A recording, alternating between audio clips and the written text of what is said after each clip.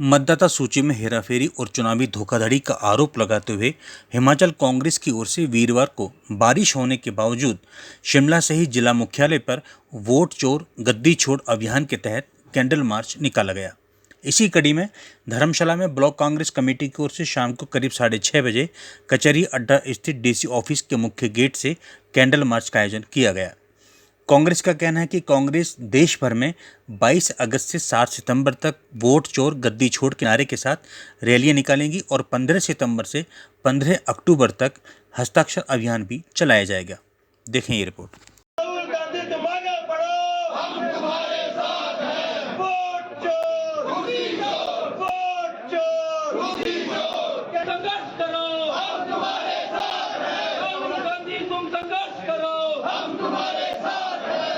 Vote चोर, vote चोर, vote चोर, राहुल गांधी आगे बढ़ो, हम तुम्हारे साथ हैं। ये जो कैंडल आज मार्च निकाला गया है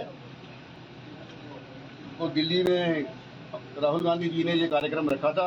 उसके उपलक्ष्य में आज चौधरी चंद्रकुमार जी, केवल पठानिया जी, आशीष पटेल जी और सारी कांग्रेस कार्यकर्ता यहाँ बैठी हुई है।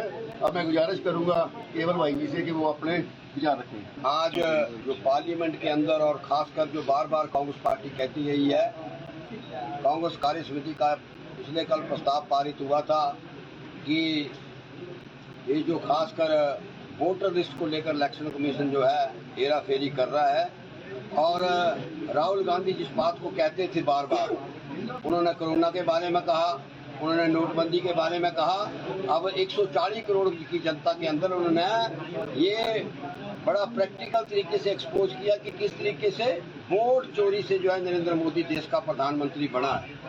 अगर वास्तव में ये सच नहीं है तो आज चौथा दिन हो गया, इलेक्शन कमीशन को प्रेस कॉन्फ्रेंस करनी चाहिए थी। हमारे बीच आज हमारे जिला के समस्त नेतागण यहाँ आए हैं, आदरणीय प्रोफेसर चंद्र कुमार जी, आदरणीय भाई आशीष पटेल जी, कर्ण पठानिया जी, देवेंद्र जग्गी जी, हमारे यहाँ स्थानीय नेता अजय वर्मा जी और समस्त हमारी कांग्रेस कमेटी की। तो ये हम जो अखिल भारतीय कांग्रेस कमेटी की कॉल है उसको लेकर, क्योंकि ये कैंडल मार्च है, तो ये कैंडल मार्च है संविधान को बचाने के लिए। 140 करोड़ जो काल के लोगों का जो संविधान है उस संविधान को बचाने के लिए अखिल भारतीय कांग्रेस कमेटी ने कॉल दी है।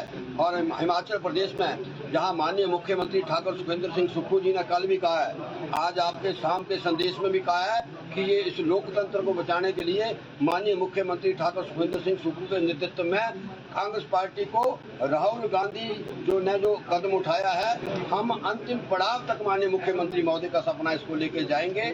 मैं एक बार फिर समस्त कांग्रेस कमेटी के पदाधिकारियों का धन्यवाद करना चाहता हूं। प्रधानमंत्री वोट चोरी कर प्रधानमंत्री की कुर्सी पर आए हैं और ये पहली बार ही नहीं, ये तो एक वोट चोरी का मुद्दा है, लेकिन जो भाजपा है वो हमेशा से कुछ ना कुछ कर और ऐसे कंडे अपनाती आई है और इसको उजागर राहुल गांधी जी ने पूरे देश के सामने किया है।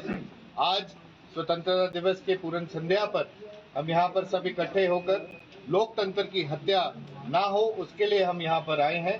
हमारे वर्तमान प्रधानमंत्री हैं श्री नरेंद्र मोदी जी, इन्होंने जो पिछला चुनाव लड़ा है उसमें बड़े पैमाने के ऊपर जो है धांधली हुई है और हमारे विपक्ष के नेता श्री राहुल गांधी जी ने जो है वो प्रैक्टिकल जो है वो कर्नाटका के एक पार्लियामेंट्री क्षेत्र का एक विधानसभा क्षेत्र उसको चयन किया।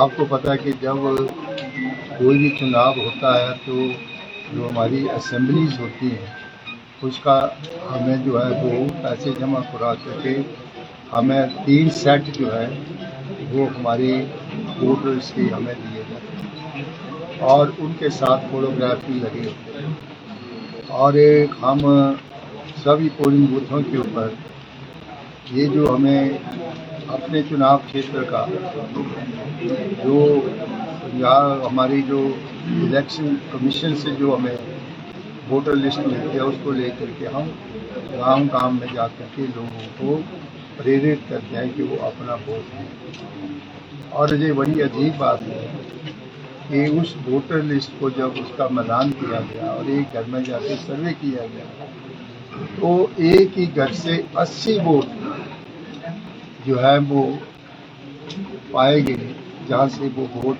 कास्ट हुए।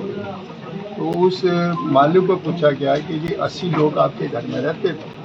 उसने कहा ये तो रहते नहीं है। कहता है कि ये जो एड्रेस आप हमें बता रहे हैं ये तो यहाँ के है ही नहीं। आप अंदाजा लगाइए कि 80 जो वोट एक घर से आए जहाँ वो रहते ही नहीं, वो वोट कहाँ से आए? और वो पड़े हैं वहाँ पर। वो तो एक उसने उदाहरण दे करके प्रैक्टिकल करके दिखा दिया कि एक गांव में हम गए और वहाँ पर पूरी शान दी गई। कई जगहों के ऊपर 70 वोट पड़े हैं, कई जगहों के ऊपर 60 वोट पड़े हैं। तो ये हथकंडे इन्होंने सारे हिंदुस्तान में अपनाए। ये तो एक टेस्ट सैंपल था जो कि उसको वेरीफाई किया गया। और ये इस सत्ता प्राप्ति के लिए इस प्रकार के हथकंडे अपनाना, और मैं बड़ा हैरान होता हूँ कि जो हमारे पिछले पार्लियामेंट के चुनाव, इससे पहले जो चुनाव हुए, लोगों से हम पूछते थे कि यार इतने वोट कैसे पड़ गए? उन्होंने हमने तो कांग्रेस को वोट डाले हैं। ये तो बहुत बड़ा घपला है। और मेरे अपने चुनाव क्षेत्र में पिछले चुनाव में जो है वो जब काउंटिंग शुरू हुई तो भारतीय जनता पार्टी के प्रत्याशी हमारे लोगों के सामने जो काउंटिंग एजेंट वहाँ पर उसके लगे हुए थे, वो कहते थे कि इस पोलिंग बूथ से हमें 200 की बढ़त मिलेगी, फलाने बूथ के ऊपर हमें 150 की बढ़त मिलेगी, फलाने पोलिंग बूथ की हमें 150 से।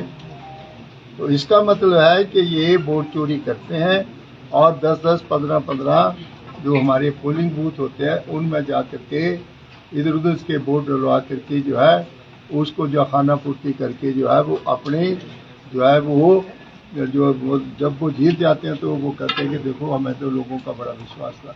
मैं तो पार्लियामेंट के इलेक्शंस के ऊपर भी प्रश्न चिन्ह करता हूँ। जो हालत इस बार हमारे पार्लियामेंट में, इसका पहला पार्लियामेंट का क्वेश्चन जब इलेक्शन हुआ तब भी हमारी क्या पोजीशन थी। बड़े पैमाने पर इस पार्लियामेंट की सेशन 4-4, 5-5 लाख की जो है वो मार्जिन से जो है वो हमारे प्रत्याशी जीते। तो जहाँ तो कोई गड़बड़ तो है, और उसको व्यवहारिक रूप से प्रैक्टिकल जो है वो हमारे राहुल गांधी जी जो लीडर ऑफ द अपोजिशन है, उन्होंने एक एक पोलिंग बूथ को एक विधानसभा क्षेत्र से पूरा चेक करके वो है वो वोटर लिस्ट को उसने गांव में जाकर के एक एक घर में जाकर के उसको जो है वो उसका मिलान किया। तो इस प्रकार की धांधलियां सामने आई। कुर्सी प्राप्ति के लिए आप एक प्रजातंत्र को जो है वो खोखला कर रहे हो, सत्ता प्राप्ति के लिए आप जो है वो हथकंडे अपना रहे हो। ये हिंदुस्तान के प्राइम मिनिस्टर को शोभा देता है? इससे तो इलेक्शन कमीशन को इसका संज्ञान लेकर के पूरी की पूरी छानबीन जो है वो करनी चाहिए।